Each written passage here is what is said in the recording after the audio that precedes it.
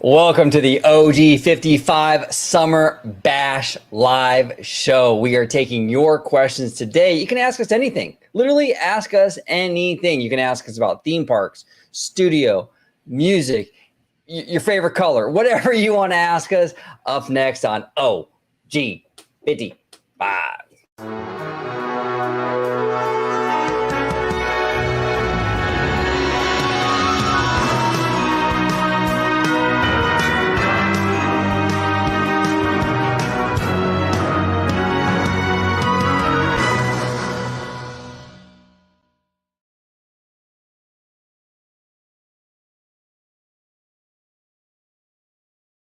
Welcome aboard, everybody, to the summer edition of OG55. We are ready to go. I'm rocking the shades like you today, Italiano. You know what I'm saying? Yeah, I know. I thought I was going to have some originality. I was going to come in there and shake things up, and then I come in and I see my bro OG sporting that Hawaiian shirt with the shades, and you got that Julio Iglesias tan going on. Right? Yeah, you know, it had to be done, dude. It had to be done.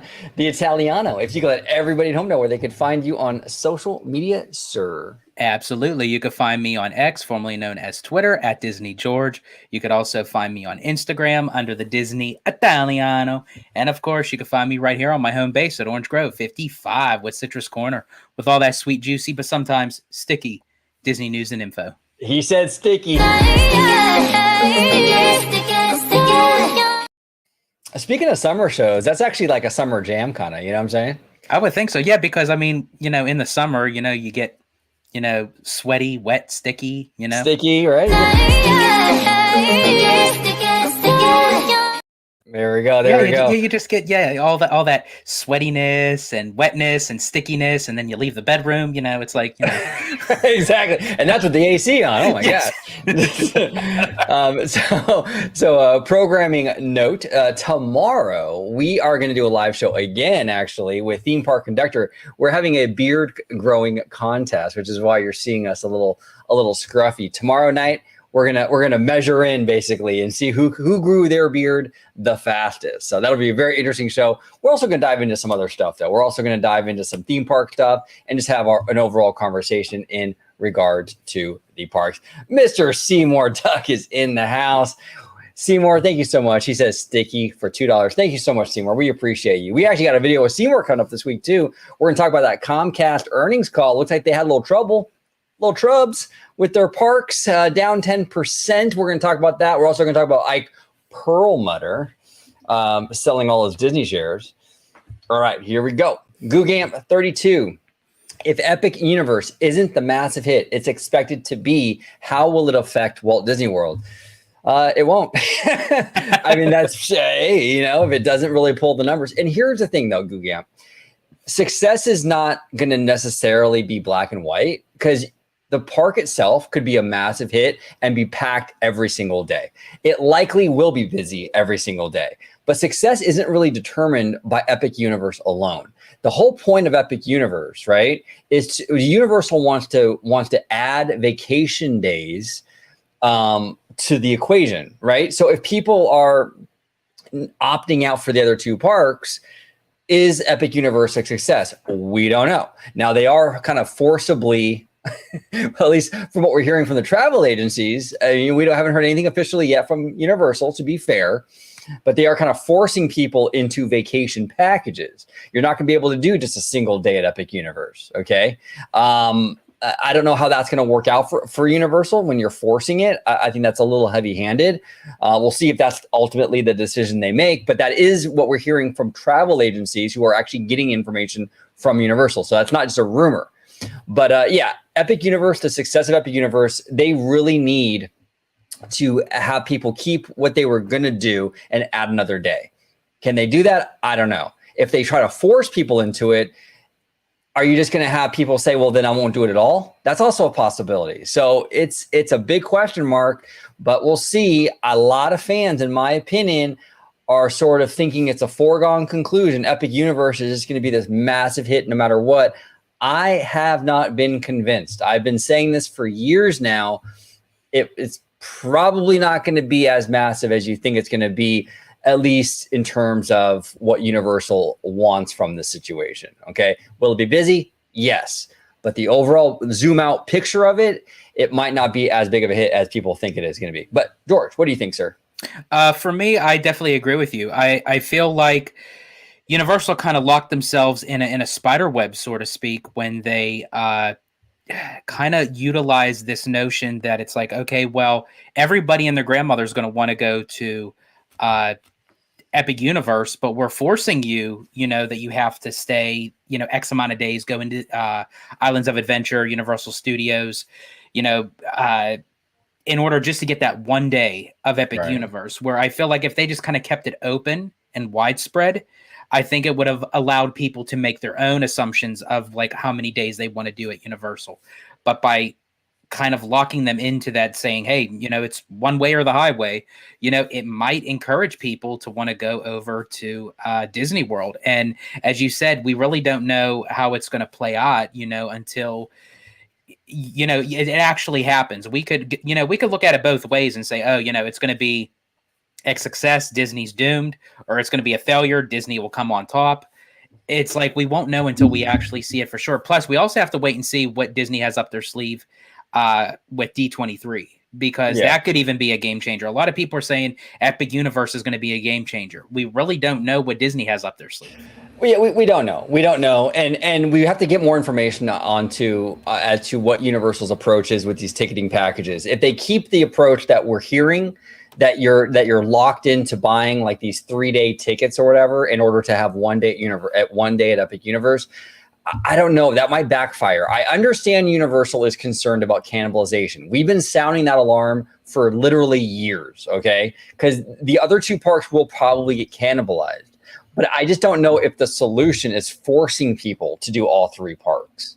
Because when you force people to do it, like I said before, they might just opt out entirely. You know what? We're here for Epic Universe. We don't want to cut into half of our Walt Disney World vacation. We're not that invested yet in Universal. They might be down the road, but not yet, right? So when you're forcing people into that 3-day package or whatever they're doing, it's a real risk where people might just say, you know what, forget it. We'll just go to Walt Disney World. I'm not going to commit to 3 days at Universal just to go to Epic Universe. It's a risky endeavor, but we'll see how it pans out. And you never know. We could be surprised. Kev, Mr. Tech Bear in the house. Thank you so much, Kev, for gifting 1 OG55 membership. We appreciate you, Kev. And Lucas here gifted 10 memberships. Lucas, unbelievable. Brother. Thank you so much. Incredibly generous of you. Thank you so much, Lucas. We're actually going to... Oh, go ahead. No. Good. Finish your thought. We're actually going to be at the D23 fan event, thanks to Lucas, actually, and we're going to be hanging with him as well. If you see us on the show floor or whatever, please come by and say hi. But Lucas, incredibly generous. We appreciate you, brother. Thank you so much. And I just have to say, and honestly, I can't speak for OG, but he probably has the same sentiments, that we just appreciate every single one of you guys for coming on, joining the lives, checking out our content, supporting the channel by becoming members, and just, being here just to have a good time. And that's why we do it. We love doing this, but we also get kind of a surge to want to do it because of all of you. So we greatly appreciate you all. Yeah, you guys make it fun. You do, And a perfect example is right here, Mr. Tones Poppy. Okay, this guy's the life of the party. He comes in and is Mr. like, Sexy Ass. You know what I'm saying? Mr. Tones Poppy, Bad Thoughts Studio. Make sure you check out Bad Thoughts, by the way. He's on TikTok. They're on YouTube, obviously. Subscribe to them. George and I are on his channel quite often. Check him out on Twitter. But he says here, hey, cuties. What's up, cutie? We love you, Tones. We love you, Tones. All right, here we go. So we got Googam32. If Star Wars is dead, why is Disney making more shows and movies out of it than they're making of the Muppets? Oh, that's a good question, Googam. If Star Wars was dead, how come so many YouTube channels are talking about the Acolyte and Star Wars in general? If a franchise, I've said this so many times, if a franchise is dead, you're not going to get thousands upon thousands upon thousands of views on YouTube talking about a dead franchise. Go make a video about Popeye the Sailor Man and see how many views you get, okay? If you're still talking about it religiously every day or every week and you're getting thousands and thousands of views, even if you're talking shit about it, it's still a franchise people care enough about to watch in droves. Okay, Star Wars is far from dead. Okay, and honestly, this is coming from someone who I think lately Star Wars has kind of fallen off a little bit. I think it's been a little weak. You know what I'm saying? To be fair, I'm a huge Star Wars fan, but I'll be honest, it's been a little weak. But the fact that it's weak and it's still basically feeding an entire industry on YouTube shows you that this franchise is not dead. And if it wasn't making any money or Disney was losing hand over fist with Star Wars, you're absolutely right, Googamp. They would definitely pull back like they'd have with the Muppets, and it doesn't seem like they really have. You know, I mean, no more than they pulled back on the Marvel stuff. You know, I mean, they're focusing more on quality, but so is Marvel. You know what I'm saying? So, what say you, Mr. Italiano? Really, all I got out of it was really how much you think Popeye is irrelevant. Yeah, exactly. No, I completely 100% agree. I feel like for someone to go on and create content about how a subject matter like Star Wars is, dead or, what have you, well, basically you're keeping it alive by making a video of how dead it is. It's like someone saying, oh yeah, I'm over my ex, and talk about your ex every single day. No, bro, you're not over your ex. If you're talking about your ex every single day, you're not over it. Yeah. you know what I'm saying? And it's like, so that's the thing with Star Wars. If you're talking about it every day, it's not dead. It's still relevant for you or for your channel. If you're talking about it every day, go ahead, George. I apologize. No, you're good. I was just going to say, and speaking of my ex, I still have the twitches. The twitches. You're like, I got a rash. Yeah. All right, here we go. Girly nerd Marianne is in the house. Thank you, Marianne, for joining us. Always good to see you. If summer is the theme, what movies or music feel quintessential summer to you? I'd go with Beach Boys, Gidget, Pollyanna, The Sandlot, to name a few. Oh, can I say mine? Yeah. You guys say mine because this is a song that I've. Oh no, watched. George! No, George! You're not allowed to say yours. So there's actually a couple, two in particular that we actually reacted to recently, and the first one is Sabrina Carpenter's Espresso. Yes, perfect. It's set on the beach, and it gives off like that, that. Like those beach blanket bingo kind of style of film.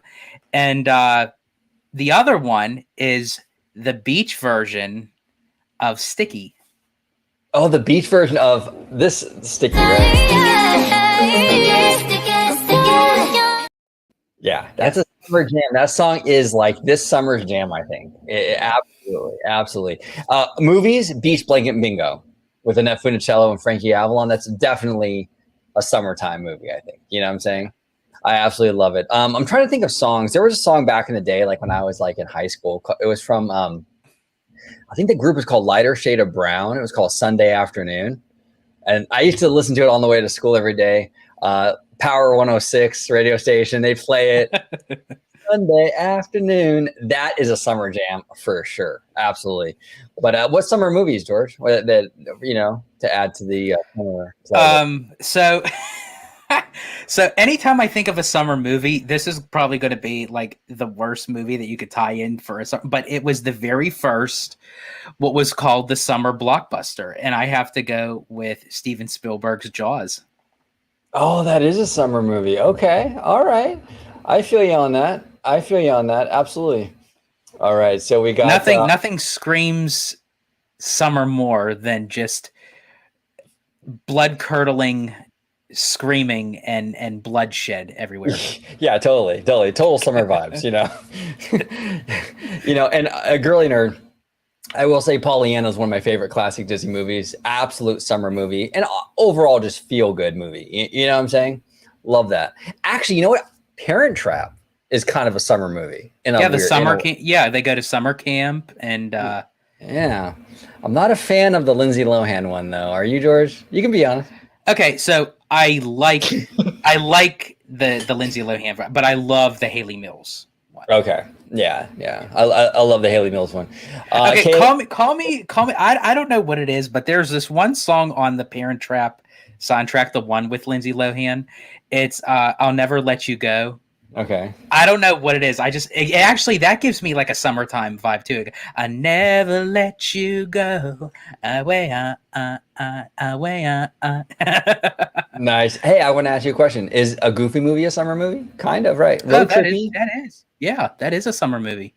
you Yeah. know? And what was the one? Oh man, National Lampoon Vacation when they go to Wally World. Oh my gosh, yeah. I That's a think summer movie. that one is like the summer movie of all summer movies. But I think like really any of the vacation movies kind of give like off that summer vibe. But the original, you're right. That one is like oh, then there's also a lot of people have never seen this movie, but it's called Summer Rental Okay. with John Candy. And it was one of the first movies that I believe Joey Lawrence starred in from the Lawrence Wow. brothers. I mean, he was a little tyke. This Yeah, was like that's around the wild. time that he did the voice of Oliver in Oliver and Company. Oh, he was really small. Okay. Yeah. Interesting. Kaylee, friend of the channel. Kaylee with 2 E's is in the house. She's asking, what's your craziest memory on this channel, George? Is it that time you got up and you forgot to put pants on? Not kidding. Well, it was that one time at band camp. Okay, yeah, right. So for me, it would have to be the crazy, wacky video we did for our members only. Oh man, that was crazy. Where the four of us, me, you, Slimer, and Michael Webba, all sat down and just had a fun conversation of what was the horniest attractions at a Disney park, which was inspired by Hey Bricky for his Matterhorny comment that just like spiraled the whole thing. I think that was crazy because there's no YouTube channel on the face of this earth that covers Disney content that would ever probably come close to touching, no pun intended, doing a recording like that. Yeah, he's right. And to give you guys a taste, okay, since it's a members video, but I'm only going to play, it was off the rails even on the intro. Even on the intro. So what I'm going to do right now, to get a little taste, this is a members exclusive video. I'm not going to play the whole video, obviously. It's like an hour of horniness, right? But I'm going to play just the intro to show you how off the rails this went. Hold on one second, you guys. You guys will get a kick out of this. Here we go. A little preview, a little taste. Here we go. All right, let's rock and roll. In this member exclusive video, we are talking about the horniest attractions, the horniest attractions for Disney parks, and we'll even throw some Universal in there. Heck, if you got a Knott's one, we'll throw Knott's in there. It doesn't matter. Theme parks in general, the horniest attractions. We got the Italiano. Hell, we'll even take Dollywood. Exactly, Dollywood. I never thought about that one. Exactly. They probably have a motorboat cruise over there, huh? I'm kidding. Well, I mean, here's the thing. Obviously, wood is in the name. So, oh my god! You know. Oh, exactly. It was crazy, y'all. It was crazy. So for the full content, if you're not a member, I definitely highly recommend becoming a member and checking out that video entirely, because that video alone would cover your whole $4.99 membership for the month. Oh, absolutely. That was such a crazy experience. The craziest thing for me, Kaylee, it actually would be just when I started this channel back in 2016, it was like I had no expectation, and it was kind of like, I'm just gonna record these videos, talk about the parks, and just have just whatever. If I only have 10 subs, that's fine. The craziest thing for me was when we started to actually collaborate with some big names, right? Like Mondo from Five Fires and DSNY and Hey Bricky and stuff like that. Like those are really crazy and kind of like surreal moments, because these are people that I've been watching for years, and then to actually be like in studio with them and talking with them, and it's surreal. It really is surreal. So that would be my craziest memory. What say you, George? Was that crazy for you?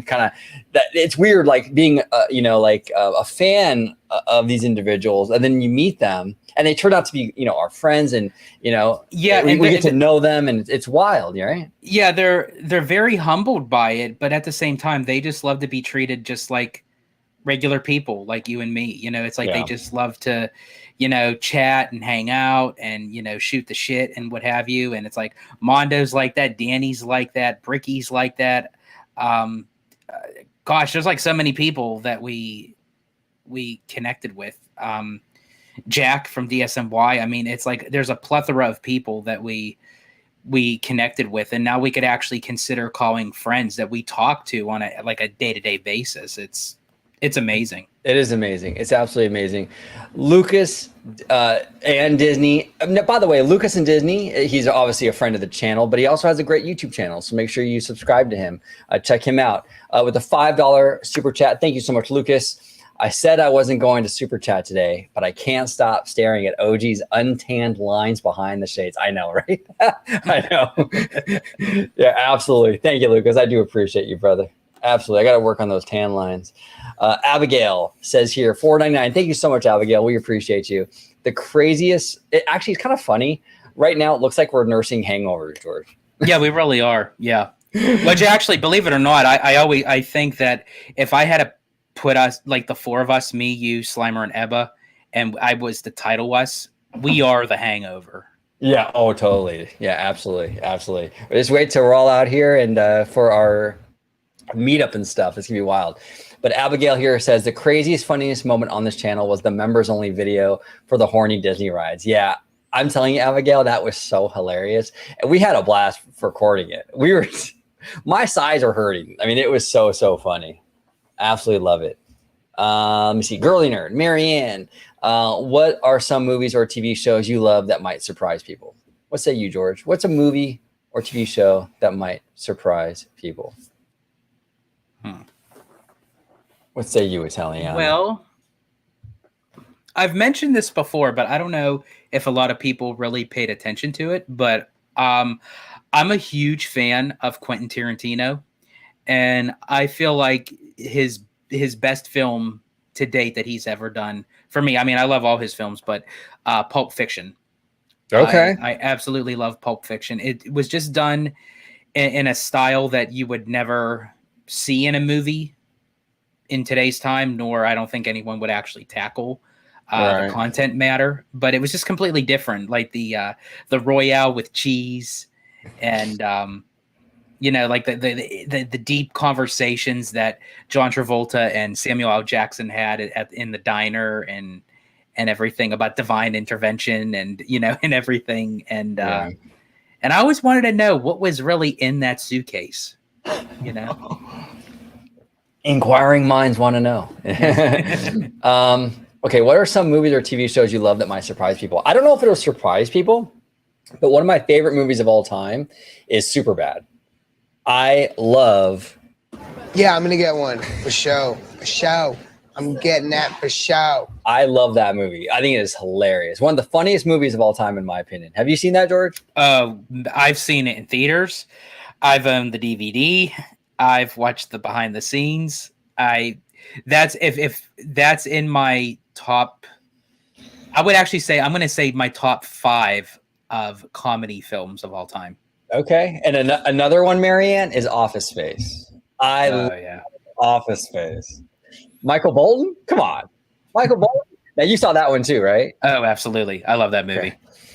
Great movie. Oh my god, incredible. Yeah, so Superbad and Office Space, absolutely. TV shows. I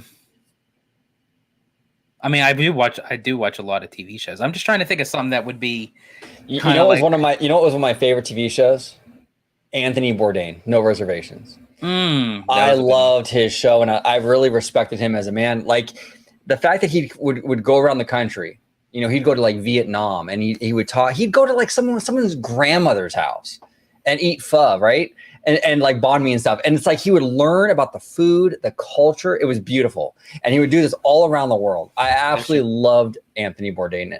I just thought of some shows. What a lot of people may not know about me is I'm a very competitive person, and I love watching shows that kind of are challenging in like the cognitive setting. For instance, I love Big Brother, the kind of like that manipulation thing where you have to kind of befriend someone but backstab them in the end. I love Survivor. I love the Amazing Race, and more recently, I've been watching a show called Claim to Fame, and it's hosted by Kevin Jonas and his younger brother Franklin Jonas from the Jonas Brothers. and they have a group of people that come into a house. They're on their third season. It's actually quite interesting. And they are all relatives of celebrities. And they all have to try to guess whose celebrity they're related to. Okay, that's interesting. It's called Claim to Fame. Interesting. Okay. Yeah. But yeah, that's me. Like I'm like very competitive. Like as I said, as I told my story before, when I wanted those Mission Breakout Fast Pass tickets, I'll push people out of the way. I don't give a shit. Yeah, he will. Absolutely. Great question, Marianne. Thank you so much. And we got a four-parter from Mr. BJ Vincent. Hey, OG and George. Sorry, I know this question gets asked ad nauseum. I like how he puts it in little quotes about Frank Wells. But since there are very few videos of Frank Wells doing interviews, and this is a great question, by the way, I read it pre-show, except for October 4th, 1984, when he was on video in front of Cinderella's castle, Disney cast members, quote, "If the executives and cast members operate the company the way Walt intended, then the stock price would take care of itself," end quote. He seemed to care and advocate for the Imagineers and domestic parks. And not only did he say it, but he showed it. I mean, Frank Wells was an absolute genius. Do you feel if he had lived, the Disney Renaissance era would have lasted longer and Michael Eisner and Frank Wells would have been chosen a better replacement than Bob Iger? You know, yes, I think the Renaissance would have lasted longer. But here's the thing. I'm going to get a little deep here, BJ. Okay, you can change history, and you can do that. You can say, well, you know what? If Frank Wells didn't die, then we would have had a longer Disney Renaissance, and we would have got someone else besides Bob Iger, the whole thing, right? But here's the thing, and I'm not saying that anyone dying is good. Okay, I want to make that very, very clear. But sometimes this stuff happens, and sometimes beautiful things emerge from a terrible situation. For example, Walt Disney passing away was a terrible situation in 1966. But if Walt didn't pass away, right, would we have gotten the Renaissance era at all? Would we have gotten Howard Ashman? Would we have gotten this era you're talking about? Because Walt Disney likely would have lived into the 80s. You know, he was in his 60s when he passed away. If he didn't have the lung cancer and all that stuff, he likely would have lived into the 80s. But you wouldn't have got Michael Eisner, and you wouldn't have got Howard Ashman, most likely, if he was still around. So yes, it sucks that Walt passed away, but him passing away and having that turbulent, dark time in like the 70s and early 80s set the stage for this beautiful Disney Renaissance era, right? So it sucks that Frank passed away. We all miss Frank, but sometimes this stuff happens and other things kind of emerge in the aftermath. And so changing it, you know, could alter, it's very Back to the Future. It could alter the course of the future. And it's, you know what I'm saying? So that's kind of where I'm at with it. It sucks we miss Frank, you know, but sometimes things have to happen. And it's not like Bob Iger was a terrible CEO. I think the first tenure for Bob Iger was actually pretty successful. I think he did some pretty great things. But anyway, that's just my opinion. It's a little deep, but what do you think, George? What are your thoughts on this? For me, yeah, it's kind of like a give or take kind of thing. It's a bittersweet kind of moment where you don't want to see, you know, tragic happenings, especially to these brilliant people that make a major impact in one's own personal life, but also in pop culture, such as Walt Disney did as Frank Wells. But yeah, when darkness comes, there's always light at the end of the tunnel, you know, and it's like, and that light can kind of shine through of great positive things that come out of it, as you had mentioned with the Renaissance, you know, era. And then moving along, I believe I'm a firm believer that everything happens for a reason. Me too. You know, and you know, it kind of goes down like a domino effect. It's, you know, it's bad situations, bad timing, but then we also got, as you had mentioned, the Renaissance era, which then led into Pixar, which then led into Iger, and then purchasing Pixar. We have a lot of great Pixar content. Inside Out 2 right now is crushing the box office. Would Pixar even exist up to this point? Or maybe it will, but maybe it wouldn't be the financial success that it is as a working animation studio. Would Disney have gotten involved with Pixar if Walt lived longer into the 80s? without that domino effect, would Pixar have gotten involved with Disney? Would Toy Story have existed? Would any of this? And that's what I'm saying. When you change one thing, the whole thing after that can change too. You know what I'm saying? So like I said, it's a very Back to the Future sort of mentality, but it's true. The movie is right. The movie is absolutely right. All right. So next question comes from GooGamp32. What would you say is the worst Disney grifter website? Example, Inside the Magic or WDW Pro. Okay, so here's the thing, GooGamp. I'm not going to get into that. I'm not going to get into like name calling or labeling like that. But here at OG55, we stay in our lane. We do our thing. We're authentic. We're honest, and we're just talking about the parks. So I'm not gonna get into it like, well, this person's a grifter and that person's a grifter. They can do whatever they want to do. And honestly, we all have the right to not watch their content. If you don't like Inside the Magic or you don't like WW Pro, you just don't watch it. You know, that's kind of how I see it. But yeah, I'm not going to use my platform to like kind of trash other content creators and all that stuff. We're just going to kind of do our own thing, and they can do their own thing. You know what I'm saying? But that's kind of where I'm at with it. What say you, George? Who's the worst Disney grifter? Is it me? Well, you have to think. I mean, we do have that special access. So. Yeah, we got the Bob Iger special access. We do. No, I completely echo your statement. We all have our own thoughts, opinions of how we want to handle our own, content and what have you. And, if there are certain, channels that's how they want to, run their channel, that's completely up to them. That's their God-given right. Exactly. They have every right to make the content they want to make. But as as audiences, right, we also have the right not to watch it, right? So you as an audience, like we all have the right to say, hey, that's not for me. Exactly. That's not for me. And then again, we all have our own opinion. We don't have to agree with it, but at the end of the day, on OG55, we're always right. Always right. Yeah, right. Yeah, exactly. That's funny.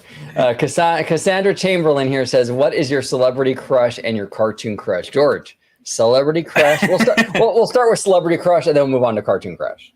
Okay, so celebrity. Well, that'll fill up a poster. Okay. So for me, I actually have four, actually. Oh, wow. Okay. And they're all kind of like different in their own way. One is Lisa from Blackpink.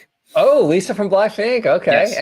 And for those of you that are not aware of Lisa from Blackpink, because I know not everyone listens to K-pop like we do. This is Lisa from Blackpink. Give me the drop, some money, dropping on my money, drop some money. Okay, that's George. Okay, Yes. celebrity crush number one. Sorry, I miscounted. There was five, so that was one. Number two is Yeonjin from LE SSERAFIM. Okay, Yeonjin, beautiful Yeonjin, absolutely. Yes. Number three is Sabrina Carpenter. Okay. I mean, I did, especially after Espresso. Like, it's like, why couldn't that be me that's like rubbing oil up and down her legs? Like, come on, like really? Come on, that should have been you, George. That should have been you. You were robbed, man. You were absolutely robbed. I was robbed.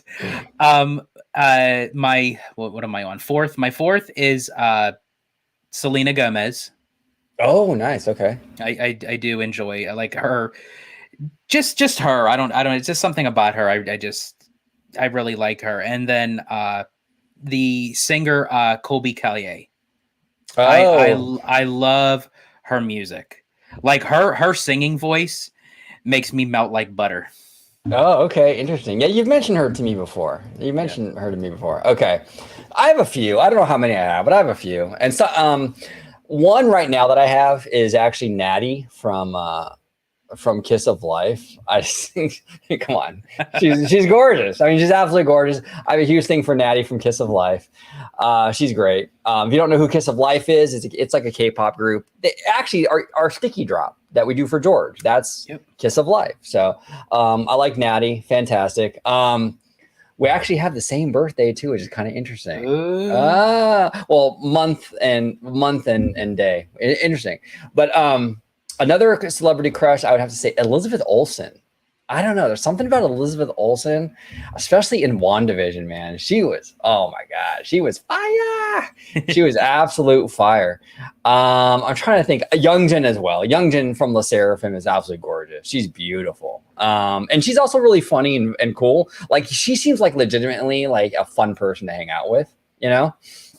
Who else, man? It's tough, dude. Celebrity crushes. I don't know. Right now, that's who I got. I got Natty, I got Elizabeth Olsen, and Youngjin. Those are my three. So, what about cartoon crush, George? Okay, so I think for as a cartoon. Oh, actually, I have one more. I'm sorry. I'm so sorry to cut you off. I have one more. Tyla. I don't know if you guys have seen Tyla, but oh my God. Okay, Tyla. Wow. Go ahead. Tyla O'Mila.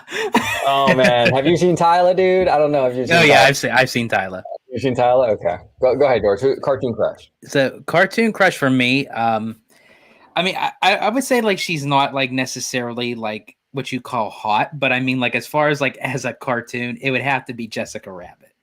Oh dang, okay. Because she's not bad. She's just drawn that way. Exactly. She's just drawn that way. She's not bad. Exactly. Here, I got a picture of Tyla. Let me see if I can show everybody. Because I don't know if she's like famous enough, like where people would like know who she is. But oh my God, she's like freaking gorgeous. Wow, gorgeous. Tyla, she's great. Celebrity crush, yeah, I'm gonna go Jessica Rabbit. Do you ever watch the Disney Afternoon? It was that show called was it Disney? Was it Bonkers? Yeah, Bonkers. No, Bonkers with the deer, the sexy deer. I forgot, Fawn, I think her name is. Okay. Do you remember that? Yeah, it sounds familiar. Oh, hold on. I remember the show Bonkers. I'm trying to remember. Was she the one that used to sit? Was she like the secretary? At the police station. Secretary? Dang, no, I don't think she was. Let me see. Oh man, she was. I mean, in terms of cartoons go, she was pretty cute. Let me see. Hold on, here she is. Hold on one sec. I mean, if we're gonna talk cartoons, she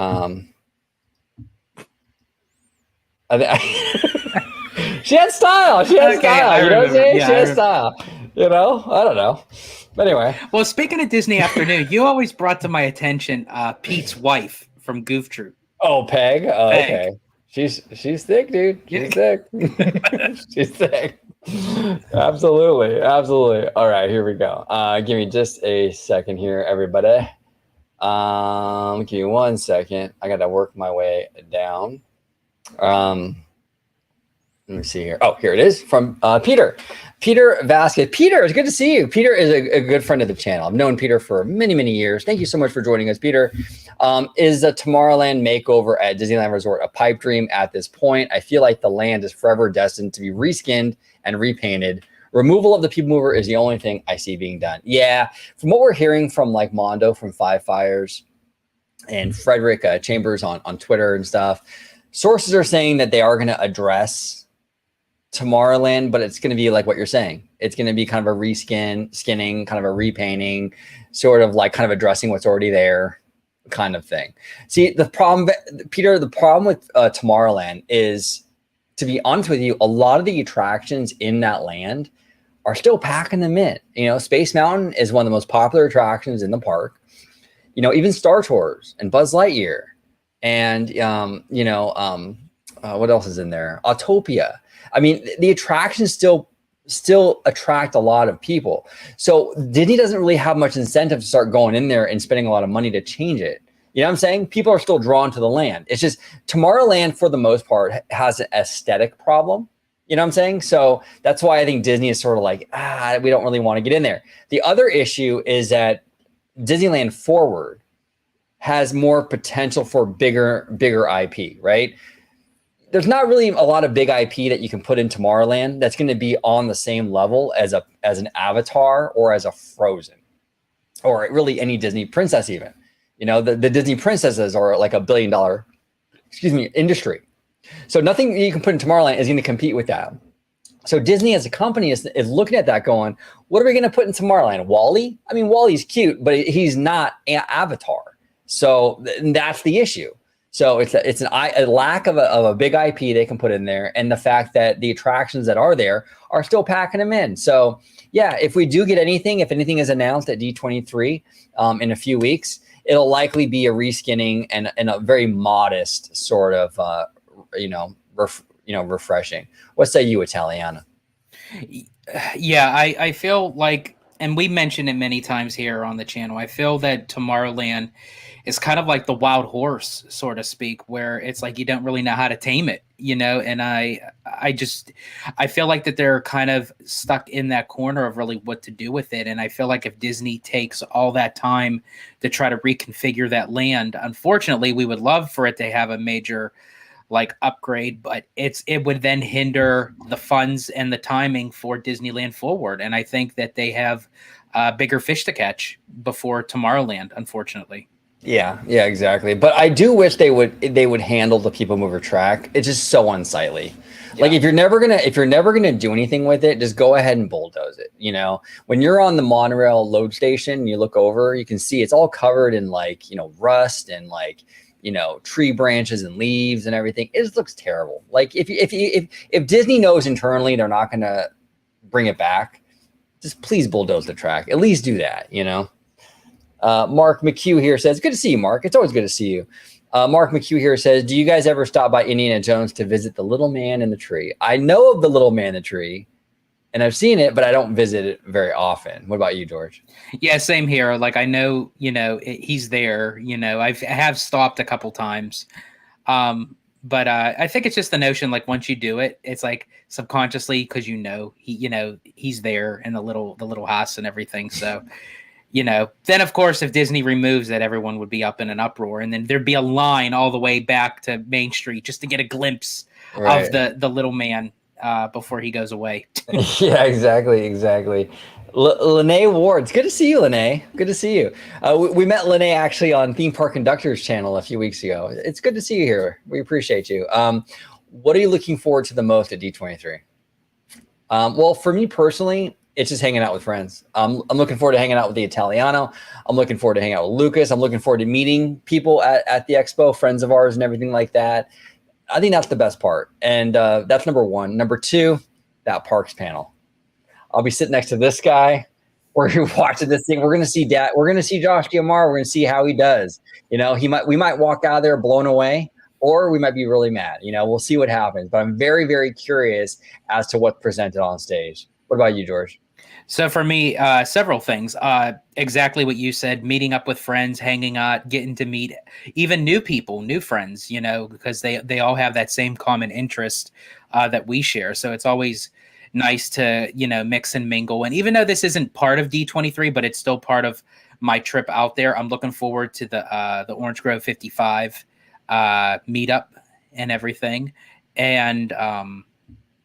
And then, of course, the parks panel. That's going to be wild. And as I said, I've said it before. I'll say it again. God help the people that is sitting in front of us, because, as I said, this is going to be like my Super Bowl. So whether good or bad comes out of this, my voice will be heard. There you go, George. There you go. And Lucas here says, for a second, I misheard George said he liked Youngjin from a K-drama, The Glory. So George is currently right now Googling Youngjin from The Glory. I don't know if I don't know who that is, Lucas, but that's interesting. That is very, very interesting. Lene Ward here says dream merch for Goofy Movie's 30th anniversary. Oh, George will be there for that. Oh yeah, Disney would be taking my money for that. Oh, I also have to, speaking of merch and D23, well, not even just the merch, but there some merch had been released today on the website for D23 Day at Disneyland, which is going to happen on August 8th, the day before the event starts. So they're going to have a lot of activities going on. So they released some D23 Day at Disneyland merch. They're also going to have a special cavalcade at Disneyland at 12:15 p.m. With 23 Disney characters and some, I believe, some Disney legends. I don't know who that entitles as, but should be a fun, interesting day for sure. Yeah, absolutely. Kaylee with 2 E's. It's always good to see Kaylee. We love Kaylee. She's awesome. Can you give me some new K-pop girl group suggestions? I need to update my playlist. Oh, I absolutely can. So I actually like I said earlier, I like Kiss of Life. They're really good. They do the sticky song that we always play here on the channel. I like aespa. They're a fantastic group. Baby Monster, very, very good. G Idol is another one. The Klaxon, we reacted to that music video. That's a fantastic one. Pink Venom from Blackpink. From Blackpink, yeah. And then also from G Idol, there's a member on there. Her name is Yuki, and she's adorable. I love Yuki. She's so funny. But she did her own solo project, and she has a song called Freak. And that song is so good. It's kind of like a punk rock vibe, but I think you'd like that one, Kaylee. You should check that out. It's Yuki, and her name is Yuqi. So check that out. But I'm trying to think what other groups. Oh, XG is really good. Here she's asking what's the song that had the OG lyric in it? Okay, so that's actually XG. Okay, it's XG, and the song is called Woke Up, I believe. It's either woke or woke up, but that has the OG. That has the OG lyric in it.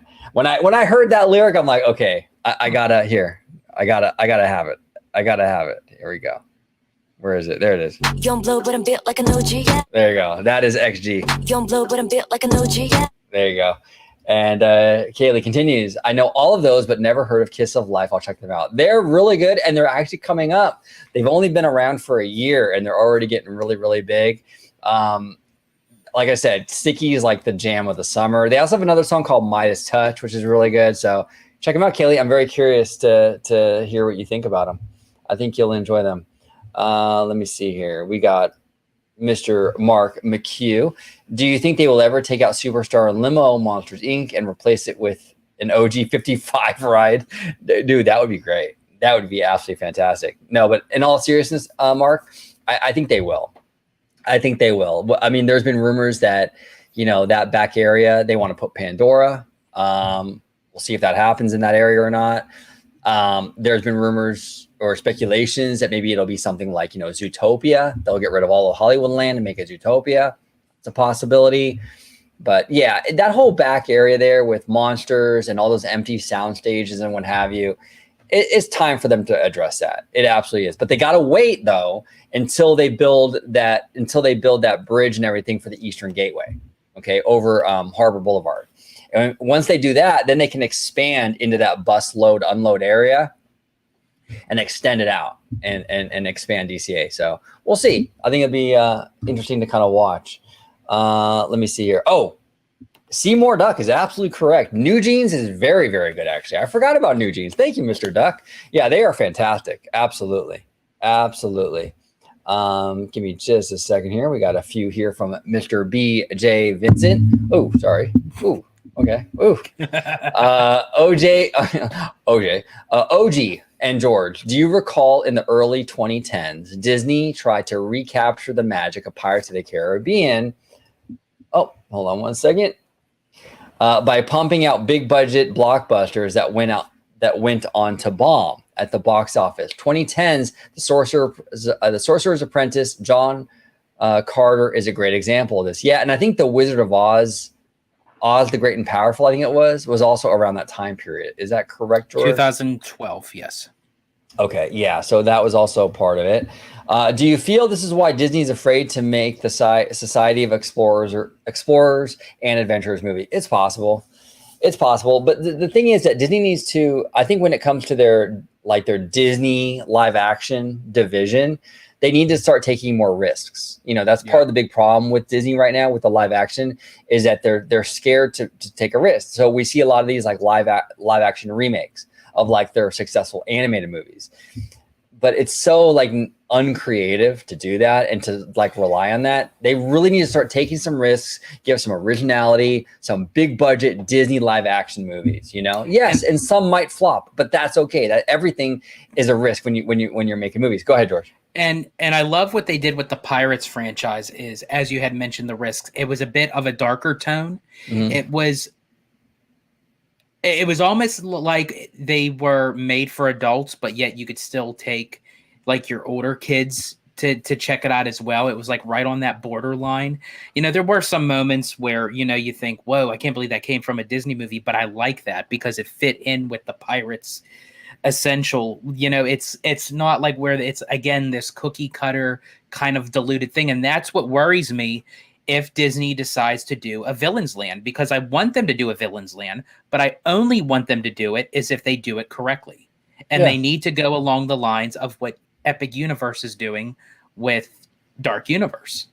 Yeah, no, absolutely. You go the Dark Universe route with the villains. You have to go that route. You have to have like that gothic kind of architecture, the creepiness. It's creepy yet magical. So Dark Universe, even Wizarding World is a good example of the direction you want when it comes to Villain's Land, something like that.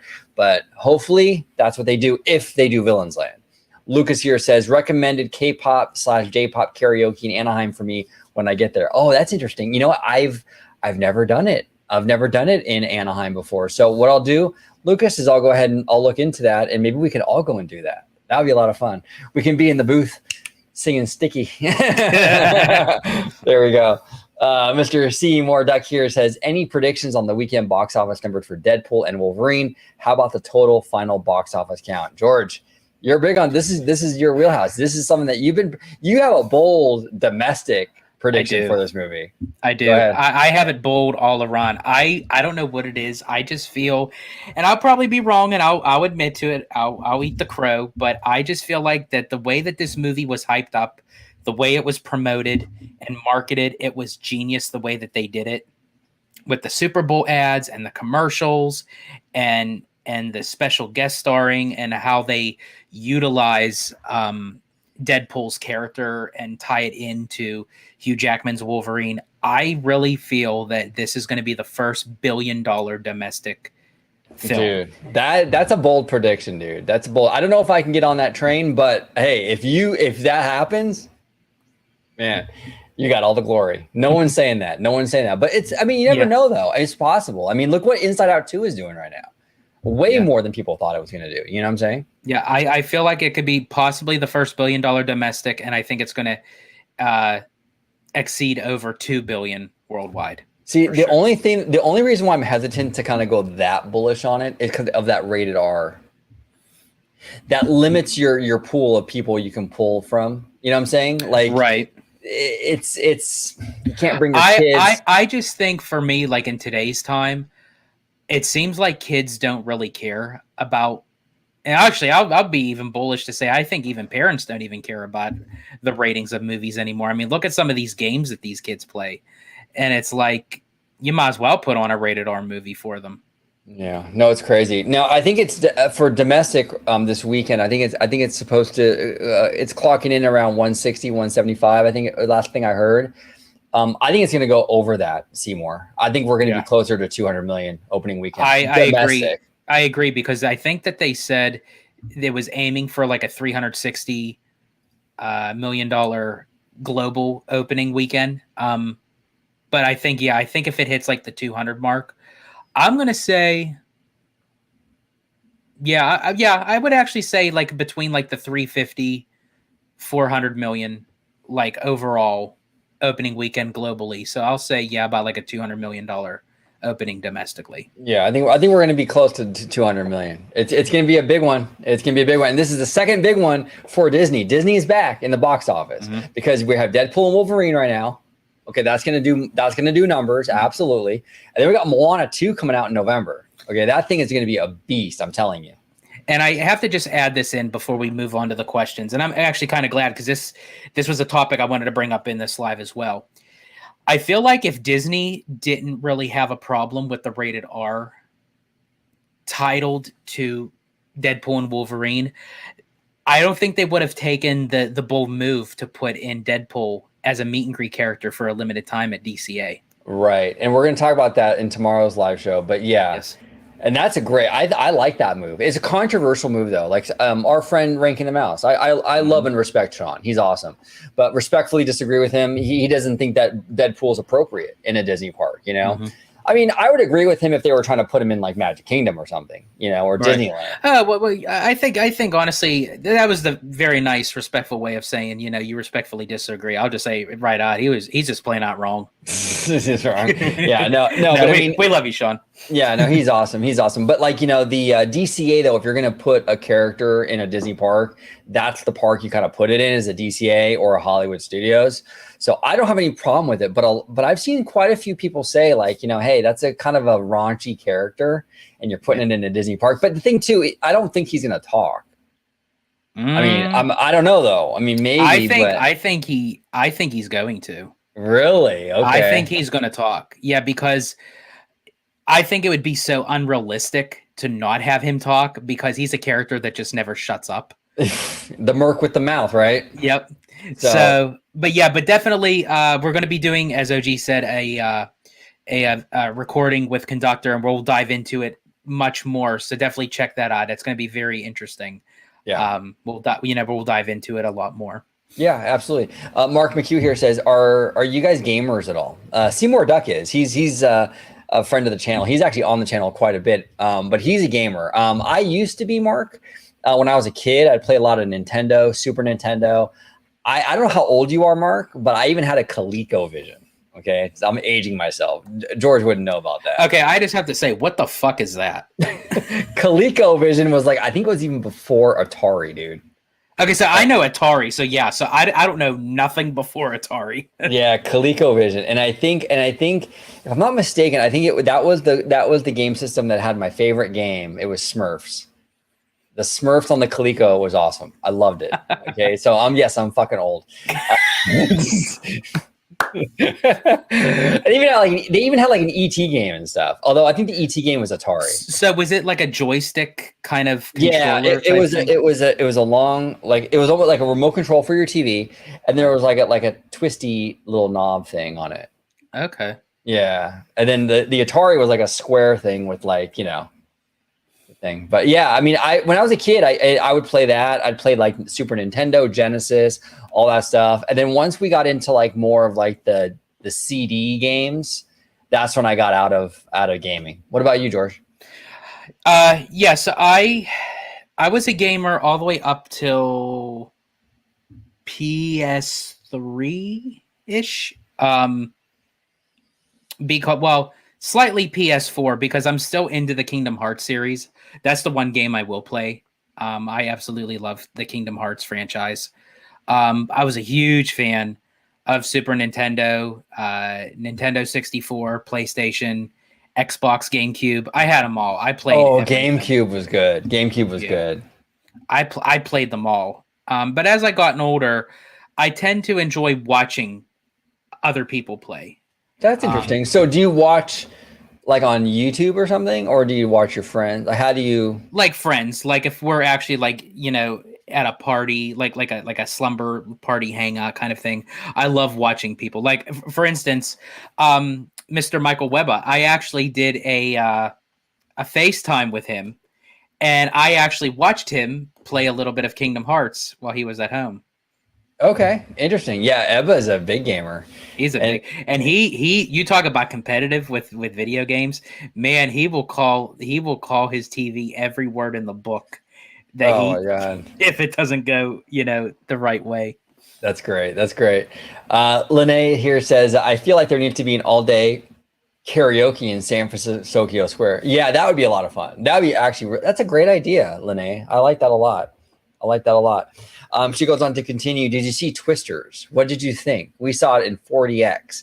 It was like a ride. I hope they put Twisters in Universal Hollywood. What about you, George? You did see this, right? Mm-hmm. I did. I saw it. What was it? Yesterday? Yeah, I think it was yesterday. Yeah. I loved the movie. It was really good. It had a little bit of a reboot to the original. It paid like tribute to certain aspects of it, but it's very like its own movie. And I thought it was really good. I mean, it opened up domestically with an $80 million it's pretty solid opening weekend. Yeah, Universal's been doing good. Like the past year or two, Universal's been doing very good in the box office. Mr. Frenciano, Florentine says here, oh boy, the beer challenge is kicking in. Oh, it's kicking in. You feeling manly, George? Oh You yeah. feeling manly? Yeah. Oh yeah. Yeah, no, it Makes me just want to tear my shirt off. Makes me just want to eat like a beef jerky and just go like do some yard work. You know what I'm saying?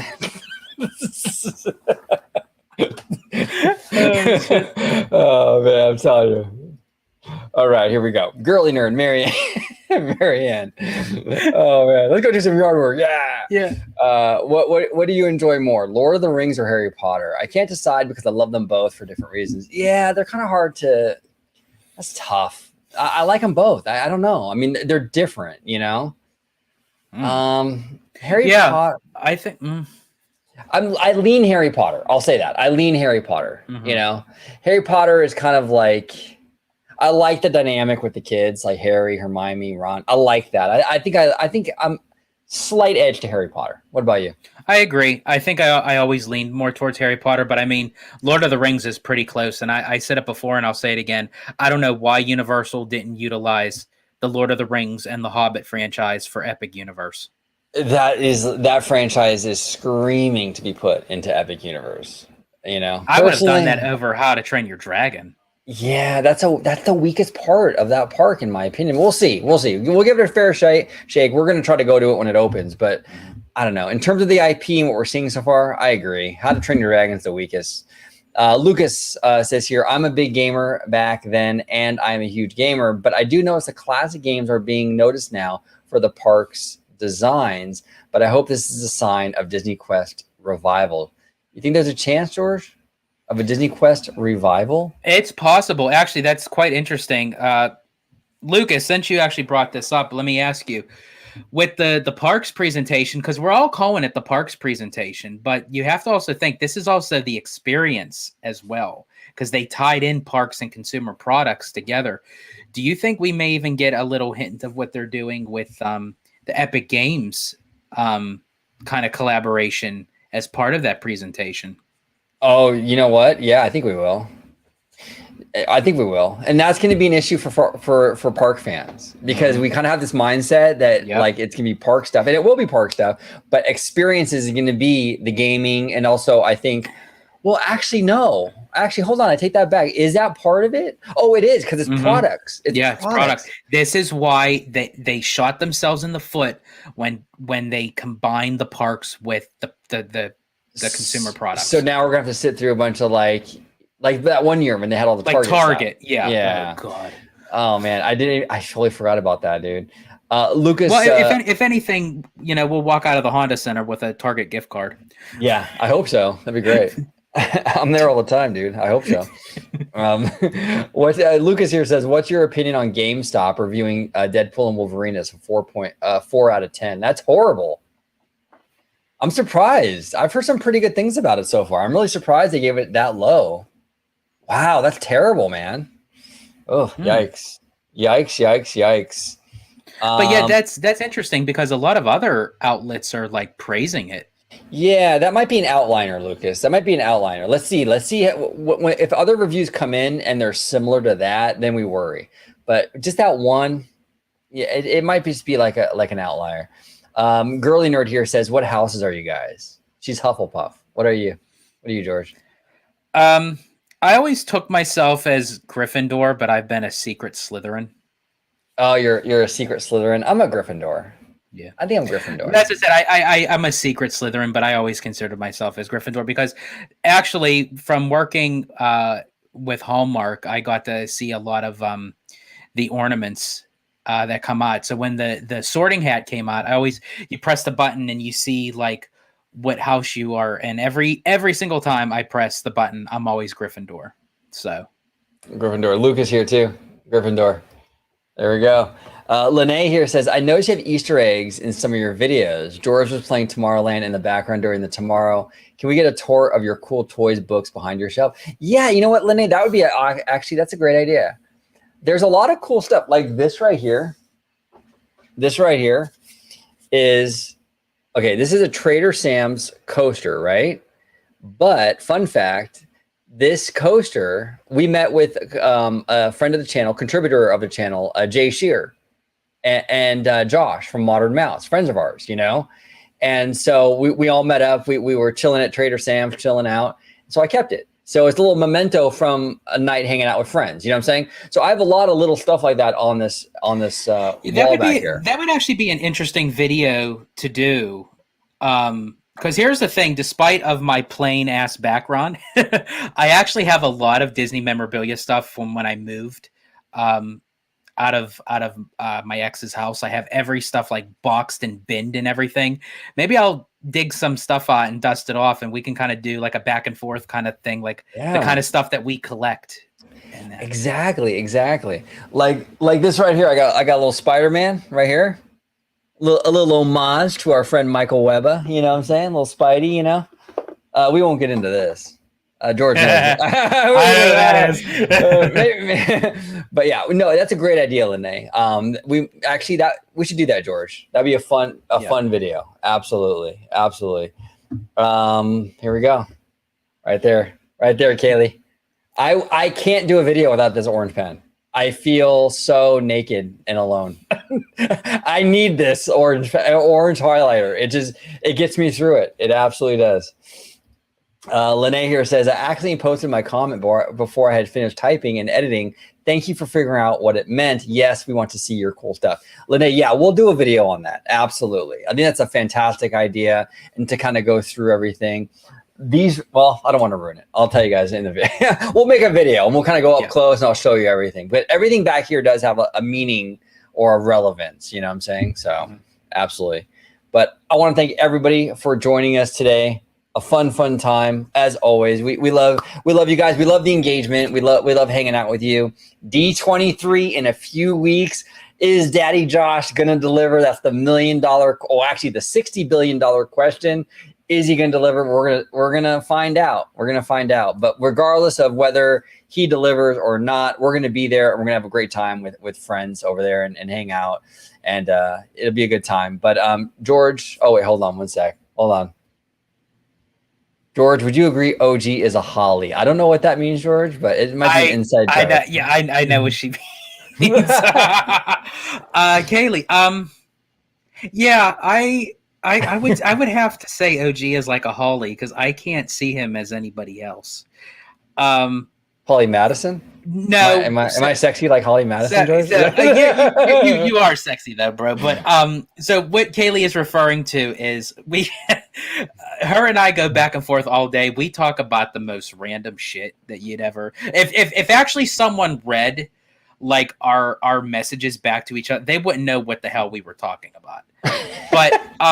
But we know because we just like quote like different shows and movies and like stuff like that. But we were configuring like because her and I have this thing in common where we watch, speaking of shows, that I was a huge fan of watching Dance Moms with Abby Lee Miller and everything. Because actually the show was produced and filmed here in my hometown of Pittsburgh, Pennsylvania.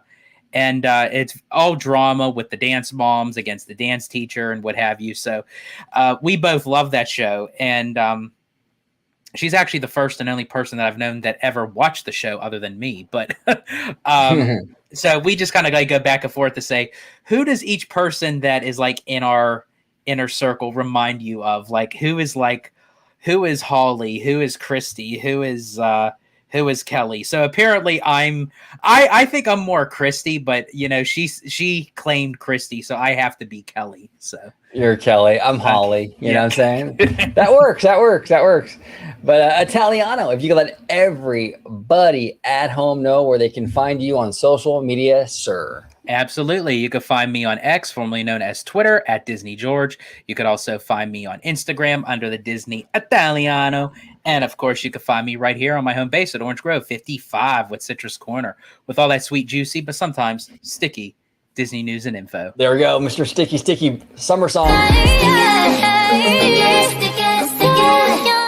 There we go. One of the greatest summer songs of all time. You know Which I do have to say, speaking of Citrus Corner, for all of you who are members, got an early preview of my very first Citrus solo video that I created today. And yeah, it's been a while since I did a solo video. It's not since back in my time of having my Disney Family Man YouTube channel. So it was kind of nice to get back in that saddle because well, what can I say? One of my favorite songs is Pony. So There you go. There you go. But definitely let me know what y'all think. It will be released into the public on the regular channel tomorrow.